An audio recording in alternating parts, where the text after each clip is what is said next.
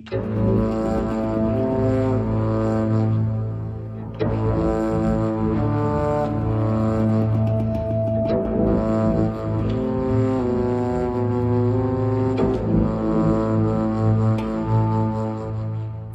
স্বাধীনতা কর্মী সংগঠন হামাস কি এবার আরো শক্তিশালী হয়ে উঠছে? ইসরায়েলি সেনারা এখনো হামাসকে থামাতে পারছে না। সবার চোখ এখন হামাসের পুনর্গঠনে। ইসরায়েলের জন্য আবারও ভয়াবহ চ্যালেঞ্জ তৈরি করেছে হামাস। ওয়াল স্ট্রিট জার্নালের রিপোর্ট। গত বছরের 18 অক্টোবর গাজার দক্ষিণের রাফা শহরের তাল আল সুলতান এলাকায় হামাসের শীর্ষ নেতা ইয়াহিয়া সিনোয়ার নিহত হন। তার মৃত্যুর পরেও হামাসকে থামাতে পারেনি ইসরায়েল।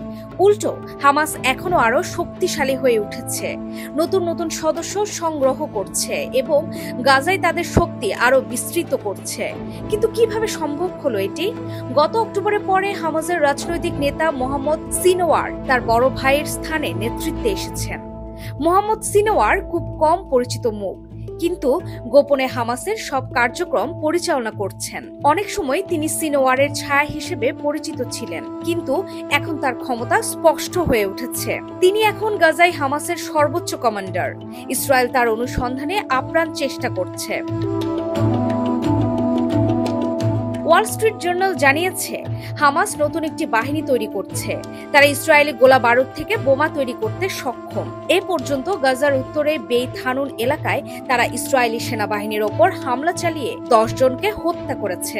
শুধু তাই নয়, তারা ইসরায়েলের দিকে 20টি রকেট নিক্ষেপ করেছে।